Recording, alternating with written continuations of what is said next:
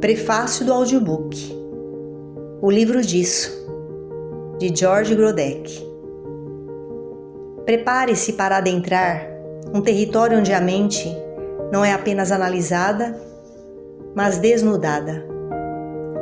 O livro disso não é um tratado acadêmico, tampouco um manual clínico. É uma coleção de cartas fictícias, escritas com humor, ironia e uma sinceridade desconcertante, que revelam a visão ousada de George Grodeck sobre o inconsciente, ou como ele prefere chamar, o isso. Nesse audiobook, você não ouvirá apenas ideias, você será desafiado. Grodeck não pede licença para entrar em sua psique. Ele escancara a porta e convida o ouvinte a reconhecer que tudo o que somos, pensamos e sentimos é regido por uma força invisível, profunda e muitas vezes incompreensível. O isso. Antes mesmo de Freud consolidar sua teoria psicanalítica, Grodeck já explorava a psicossomática e a influência do inconsciente sobre o corpo e a doença. Ele se autodenominava um analista selvagem, e talvez seja essa selvageria intelectual que torna sua obra tão viva, tão inquietante. Esse audiobook é mais do que uma leitura. É um convite à introspecção, à dúvida, à descoberta. Ouça com atenção, mas também com liberdade. Deixe que o isso fale, e talvez pela primeira vez você o escute. Carta 1. Minha querida amiga, você quer que eu lhe escreva nada de pessoal, nem mexericos, nem frases feitas, mas coisas sérias, instrutivas, científicas mesmo. É muito sério. O que é que eu, um pobre coitado, entendo de ciência? Não posso exibir-lhe, por outro lado, o pouco saber exigido pela prática da medicina, com o que você acabaria vendo os farrapos que nós, médicos, usamos por baixo da aprovação com que o Estado nos revestiu. Mas eu talvez consiga atender seus desejos, contando-lhe a razão pelo qual me tornei médico, e como cheguei ao ponto de sentir aversão pela ciência. Não me lembro de, quando menino, ter sentido um interesse especial pela profissão de médico. Em compensação, tenho a certeza de que nem nessa época, nem mais tarde, atribuí a essa profissão sentimentos de filantropia. E se às vezes, o que seguramente aconteceu, eu me escudei atrás desse nobre pretexto, que um tribunal indulgente me perdoe por essa mentira. Acabei sendo médico porque meu pai era médico. Ele havia proibido que todos meus irmãos seguissem esse caminho, provavelmente porque pretendia convencer-se a si mesmo e aos outros que suas dificuldades financeiras dependiam da má remuneração do médico, o que não era verdade, uma vez que ele gozava, junto aos jovens e aos mais velhos, da reputação de ser um bom clínico, recebendo por isso as devidas honras. Mas como seu filho, e sem dúvida como qualquer um de nós, ele gostava de olhar para fora de si, quando sabia que alguma coisa não ia bem. Lá dentro dele mesmo. Um dia, ele me perguntou por que eu não sei, se eu queria ser médico. E como essa pergunta me fazia diferente de meus irmãos, disse que sim.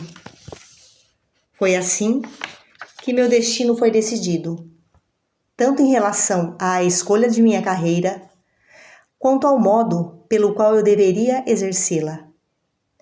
Pois a partir daquele momento, passei a imitar, conscientemente, meu pai, ao ponto de, alguns anos mais tarde, quando uma de suas velhas amigas ficou me conhecendo, ela ficar maravilhada. Tem tudo do pai, menos a genialidade. Nessa ocasião, meu pai me contou um incidente que mais tarde, quando aumentaram minhas dúvidas a respeito de minha capacidade como médico, fez com que eu me mantivesse em meu posto. É possível que eu já conhecesse aquela história, mas seja como for, é incontestável que ela me causou uma enorme impressão. Ele me disse que um dia, quando eu tinha 3 anos, ele me havia visto brincando com a boneca de minha irmã, um pouco mais velha que eu, e minha companheira de brinquedos.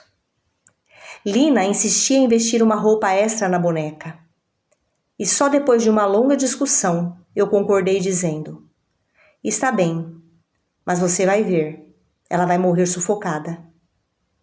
Desse episódio, meu pai acabou concluindo que eu tinha dom de médico. E disso tudo eu tirei a mesma conclusão, por mais injustificada que ela pudesse ser. Menciono esse episódio menor porque ele me dá o pretexto para falar de um traço de meu caráter. Uma curiosa angústia que me invade de repente e sem motivos aparentes diante de certas circunstâncias de pouca importância. A angústia ou medo, como você sabe, é consequência de um desejo recalcado. No momento em que eu expressava a opinião de que a boneca acabaria sufocada, eu devo ter sentido a vontade de matar alguém ou alguma coisa, personificada na boneca. Quem era esse ser? Não sei.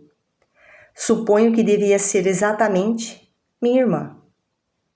Por causa de sua saúde delicada, minha mãe gratificava-a com agrados que eu achava que me eram devidos, já que era o caçula. É isso aí. Você tem aqui a essência do médico. Uma propensão para a crueldade, recalcada ao ponto de tornar-se uma coisa útil, e cujo sensor é o medo de fazer sofrer. Quase valeria a pena observar, até o fim, a que ponto chega, nos seres humanos, essa oposição, delicadamente equilibrada, entre a crueldade e a angústia. Pois isso é de uma enorme importância para a vida. Mas aqui, nessa carta, acho que basta dizer que meu comportamento para com minha irmã exerceu uma grande influência sobre a evolução e o controle de meu desejo de fazer os outros sofrerem. Nossa brincadeira preferida era brincar de mãe e filho. Às vezes o filho se comportava mal e tinha que receber umas palmadas. Tudo isso de uma forma suave, por causa do estado doentio de minha irmã. E o reflexo disso pode ser visto no modo pelo qual tenho exercido minha profissão. Além de meu horror pela sangrenta destreza do cirurgião, sinto uma verdadeira repugnância pelas misturas tóxicas dos farmacêuticos. E assim, fui levado a adotar as massagens e o tratamento psíquico. Esses não são menos cruéis, mas adaptam-se melhor às necessidades individuais de sofrimentos dos humanos. Das exigências cotidianamente renovadas que a doença cardíaca de Lina propunha ao meu tato, nasceu minha tendência por interessar-me de preferência pelos pacientes crônicos, não tendo eu nenhuma paciência com as infecções agudas. É mais ou menos isso que, provisoriamente, posso lhe dizer a respeito da escolha de minha profissão. Se você remoer um pouco tudo isso dentro de você mesma, acabará tendo uma série de ideias a respeito da minha atitude diante da ciência. Quando, desde a infância, alguém se debruça sobre um doente inseparado, dificilmente essa pessoa conseguirá aprender a classificação sistemática. Mas, mesmo aí, o mimetismo interveio. Em medicina, meu pai era um herege, reconhecendo sua própria autoridade, seguindo seu próprio caminho e às vezes perdendo-se nele, a seu bel prazer. Em relação ao respeito pela ciência, não era possível encontrar qualquer vestígio disso em suas palavras ou atos. Ainda me lembro como ele ria das esperanças depositadas na descoberta dos bacilos da tuberculose e do cólera, e com que prazer ele dizia que, desprezando todos os dogmas da fisiologia, havia alimentado com sopinha um bebê. O primeiro livro de medicina que ele pôs em minhas mãos, eu ainda estava no ginásio. Foi a obra de Radmacher, sobre o ensino da medicina experimental. Como os trechos combatendo a ciência estavam energicamente assinalados no livro e amplamente acrescidos de observações marginais, não é de se espantar que, desde o começo de meus estudos, eu tenha me inclinado pelo ceticismo. Essa propensão para a dúvida tinha ainda outras origens. Com a idade de 6 anos, perdi por um tempo a afeição exclusiva de minha irmã. Ela desviou seus sentimentos para uma colega de escola, de nome Alma, e coisa particularmente dolorosa para mim, transferiu nossas brincadeirinhas sádicas para sua nova amiga, deixando-me de fora. Uma vez consegui surpreender as duas menininhas, contando-se histórias mutuamente, coisa de que gostavam acima de tudo. Alma estava falando de uma mãe malvada, que, como punição, punha seu filho sapeca numa fossa negra. E é preciso ter em mente o que era uma fossa dessas, primitiva, numa cidade do interior, há muito tempo. Ainda hoje lamento não ter conseguido ouvir o fim dessa história. De repente, a amizade entre elas acabou e minha irmã voltou para mim. Mas esse período de solidão foi suficiente para provocar em mim uma profunda antipatia pelo nome de Alma. Será que posso agora lhe lembrar que a universidade é chamada de Alma Mater? Isso me fez ficar sempre com um pé atrás em relação à ciência. Tanto mais quanto a expressão Alma Mater aplicava-se também ao colégio onde recebi minha formação clássica, onde sofri muito e a respeito do qual teria muita coisa a dizer se eu tivesse de fazer com que você compreendesse meu desenvolvimento no plano humano.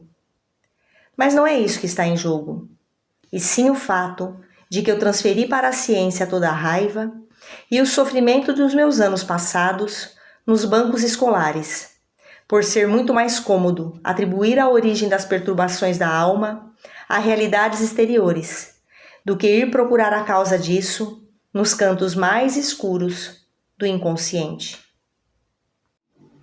Mais tarde, infinitamente mais tarde, percebi que a expressão Alma Mater, mãe amamentadora, recorda para mim os primeiros e mais terríveis conflitos de minha vida. Minha mãe só amamentou o primeiro de seus filhos. Nessa época, ela contraiu uma grave infecção nos seios, em consequência de que suas glândulas mamárias secaram. Meu nascimento deve ter ocorrido alguns dias antes da data prevista. Seja como for, a ama de leite, que me estava destinada, não se achava por perto. E durante 3 dias fui alimentado, mais ou menos alimentado, por uma mulher que me vinha dar de mamar 2 vezes por dia. Minha saúde não foi prejudicada por isso, me disseram depois. Mas quem pode conhecer os sentimentos de um bebê? Ter fome não é uma acolhida agradável para um recém-nascido. Várias vezes encontrei pessoas que passaram pela mesma experiência, e embora eu não possa demonstrar que o espírito delas tenha sofrido algum dano, isso é algo bastante provável. E comparando-me com elas, fico com a impressão de que me saí excepcionalmente bem de tudo isso. Conheci, por exemplo, uma mulher, e a conheço há muito tempo, cuja mãe afastou-se dela desde o seu nascimento. Ela não amamentou. embora tenha dado de mamar a seus outros filhos, e entregou-a à ama e à mamadeira. Mas a menininha preferia passar fome do que ter que chupar o bico de borracha. Começou a enfraquecer, chegando mesmo a um passo da morte, até que o médico fez a mãe perceber sua indiferença culposa. Com isso, de repente a mãe sem coração se transformou em mãe preocupada. Mandou vir uma ama de leite e não passava um minuto sem se ocupar com a criança. A menina melhorou, cresceu, tornou-se uma mulher cheia de saúde e transformou-se no carrasco da mãe, que até a morte cumulou-a de atenções. Mas o ódio da criança continuou vivo.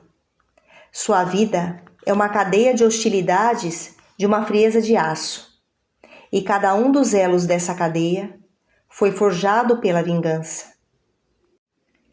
Torturou a mãe enquanto esta viveu, e abandonou-a em seu leito de morte para ir viajar. E sem perceber, persegue todos que lhe recordam a mãe, e até o fim da vida conservará esse ciúme que a fome lhe incutiu. Não tem filhos. As pessoas que detestam a mãe não têm filhos. Isso é tão verdadeiro que nos casais sem filho é possível apostar sem errar que um dos dois é inimigo da própria mãe. Quando se odeia a mãe, teme-se o próprio filho, pois o ser humano vive segundo o velho preceito: nesse mundo, tudo se paga. No entanto, essa mulher se vê devorada pelo desejo de ter um filho. Seu modo de andar é o de uma mulher grávida. Quando vê um bebê, seus seios incham e quando suas amigas estão grávidas, sua barriga cresce. Durante anos, esta mulher, que sobre outros aspectos foi bem aquinhoada pela vida, ia todos os dias a uma maternidade para ali desempenhar as funções de enfermeira, limpando os bebês, lavando fraldas, cuidando das parturientes e às escondidas, de vez em quando, com gestos de criminosa, colando em seu peito sem leite a boca dos recém-nascidos. E se casou 2 vezes com um homem que ela já sabia que não podiam ter filhos. Ela vive do ódio, da angústia, do ciúme e da tortura incessante, provocada por uma sede de algo inacessível. Conheço uma outra. Também esta passou fome em seus primeiros dias, logo após o nascimento. Nunca conseguiu admitir o ódio que sentia pela mãe. Mas o sentimento de ter matado essa mãe persegue-a sem parar, por mais absurda que essa ideia lhe possa parecer. É que a mãe morreu de uma operação da qual a filha nunca ficou sabendo. Há muitos anos ela vive sozinha, doente, fechada num quarto, alimentando um ódio geral contra a humanidade, sem ver ninguém, tendo ciúmes de todo mundo e odiando. No que me diz respeito, a mim pessoalmente, a ama de leite acabou aparecendo e ficou 3 anos em casa. Você já imaginou as atribulações de uma criança amamentada por uma ama? É uma situação complicada, pelo menos quando a mãe verdadeira gosta da criança. De um lado está a mãe, em cuja barriga a gente viveu durante 9 meses, sem nenhuma preocupação no quentinho, nadando na felicidade. Como não gostar dela? E depois uma segunda pessoa, em cujo seio a gente se alimenta todo dia, cujo leite a gente bebe, sentindo sua pele fresca e respirando seu cheiro. Como não se afeiçoar por ela? E então, a quem se apegar? Alimentado pela ama, o bebê se coloca num estado de incerteza do qual nunca conseguirá sair. Sua capacidade de crença se vê abalada em suas bases, e a escolha torna-se para ele mais difícil do que para os outros. E o que pode lembrar a expressão alma mater para um ser humano cuja vida sentimental foi separada em 2 partes desde que nasceu, que foi enganado sobre o poder absoluto da paixão, se não envolvido pela hipocrisia e pela mentira? A ciência parecerá para ele uma coisa estéril, desde o começo. Ele sabe, aquela ali que não te alimenta é tua mãe. E ela te reivindica como sendo coisa dela. Mas essa outra te alimenta, sem ser tua mãe. A criança fica diante de um problema que a ciência não consegue resolver. Um problema que é preciso evitar. Diante dessa questão inoportuna, mais vale procurar refúgio no reino da fantasia. Quando você se acostuma com esse reino, logo descobre que a ciência nada mais é que uma variedade da fantasia, uma espécie de especialidade, dotada de todas as vantagens e de todos os perigos de uma especialidade. Há pessoas que não se sentem à vontade no reino da fantasia. E é a respeito de uma dessas que eu gostaria de lhe falar, rapidamente. Ela nunca deveria ter nascido, mas acabou aparecendo neste mundo, apesar da vontade do pai e da mãe. O leite da mãe secou e arrumaram uma ama de leite. O garotinho cresceu junto com seus felizes irmãos e irmãs, que, estes sim, haviam sido amamentados pela mãe. Mas, no meio deles, permaneceu como se fosse um estranho, assim como sempre foi um desconhecido para o pai e para a mãe. E sem querer, ou mesmo sem perceber, aos poucos acabou com os elos que uniam seus pais. Sob a pressão de uma culpabilidade semiconsciente, que um par de olhos jovens acabou por revelar na insólita atitude deles em relação a esse filho, chegaram ao ponto de evitar-se mutuamente, e cada um passou a desconhecer o que acontecia com o outro. Quanto ao filho, tornou-se um incrédulo. Sua vida dissociou-se, e como ele não se permite entregar à imaginação, pois acha que deve ser um homem honrado, enquanto seus sonhos são de um aventureiro sem eira nem beira, começou a beber, destino frequentemente reservado àqueles que se viram sem afeto nas primeiras semanas de existência. Mas como tudo o que acontecia com ele, também o etilismo se dissociou. Durante certos períodos, durante algumas semanas ou meses, ele se vê tomado por uma necessidade de beber. Tive o trabalho de remontar um pouco até a fonte de sua aberração. E sei que essa história infantil da ama sempre vem à tona, um pouco antes dele sentir a necessidade de recorrer à diva garrafa. É isso que me dá a certeza de que ele pode ser curado. Agora, um detalhe curioso. Esse homem escolheu para a esposa uma mulher que também nutre um ódio profundo pelos pais e que, como ele, adora as crianças, ao mesmo tempo em que morre de medo de dar luz a uma criança. E como se isso não bastasse, a alma dilacerada desse homem, a fim de ter certeza de que uma criança não acabaria por nascer dele, que o puniria, contraiu uma doença venérea que transmitiu à mulher. Na vida das pessoas acontecem muitas dessas tragédias ocultas. Minha carta está acabando. Posso terminar a história da minha ama de leite? Não me lembro mais de seu aspecto físico. Só me recordo do nome dela, Berta, a resplandecente. Mas tenho recordações muito exatas do dia em que ela foi embora. Como presente de despedida, ela me deu uma moeda de bronze, de 3 groschen, chamado Dreyer. E me lembro muito bem que, ao invés de gastar o dinheiro em doces, como ela havia dito, me sentei nos degraus de pedra da escada da cozinha e comecei a lustrar a moeda. Desde esse dia, o número 3 me persegue. Palavras como trindade, tríplice, triângulo adquirem para mim uma ressonância suspeita. E não apenas as palavras, mas também as noções a elas ligadas. E mesmo conjuntos de ideias, elaborados em torno desse tema, pelo cérebro obstinado de uma criança. E foi assim que, desde pequenininho, deixei de lado o Santo Espírito, porque era o terceiro. Foi por isso que na escola, a construção de triângulos tornou-se para mim um pesadelo.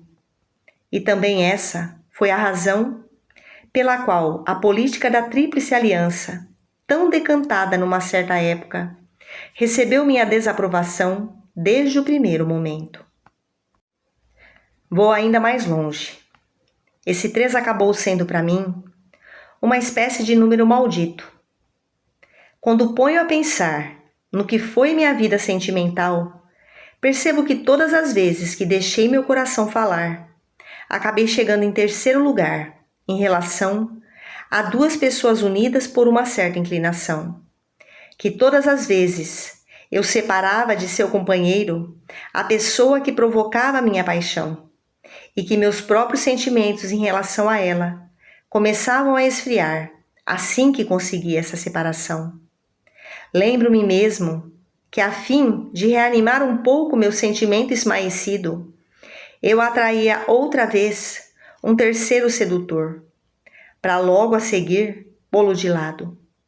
Foi assim que renovei, sem que eu mesmo percebesse, e num sentido que sem dúvida foi importante, os afetos das duplas relações com a mãe e com a ama, bem como a luta resultante da separação.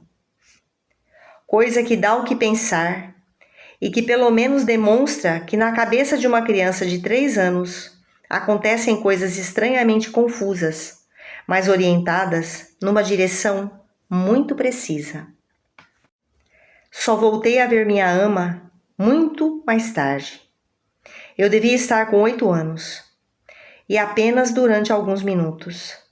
Não a reconheci, e a presença dela me causava uma penosa sensação de opressão. Preciso contar-lhe ainda 2 outras historinhas que têm uma certa significação em relação à palavra Dreyer. Quando meu irmão mais velho começou a aprender latim, um dia meu pai lhe perguntou durante o jantar como se dizia lágrimas. Ele não sabia. Não sei por que razão eu havia na véspera, enquanto Wolff recitava sua lição em voz alta, prestei atenção à palavra lágrima e respondi no lugar dele. Como recompensa, me deram uma moeda de 5 groschen. Terminado o jantar, meus irmãos me propuseram a troca desses 5 groschen por uma moeda reluzente de 3 groschen, e eu aceitei com prazer. Além do desejo de fazer com que aqueles meninos que me eram superiores agissem mal, recordações e sentimentos confusos devem ter me levado a aceitar o negócio. O seguinte incidente me diverte toda vez que penso nele. Uma geração mais tarde, escrevi para meus filhos uma pequena comédia, onde aparecia uma velha enrugada, corcunda, uma pedagoga que dava aulas de grego e era motivo de riso. Dei a essa filha de minha imaginação, de peito chato e cabelo ralo, o nome de Dreyer.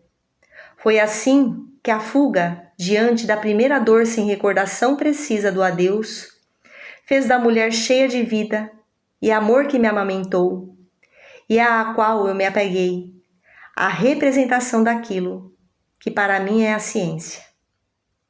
O que lhe escrevi aqui é, sem dúvida, bastante sério. Sério para mim. Mas só os deuses podem saber se era isso que você queria que aparecesse em nossas cartas. Seja como for, continuo, como sempre, seu fiel, Patrick Troll. E assim, chegamos no final da primeira carta, ou seja, do primeiro capítulo.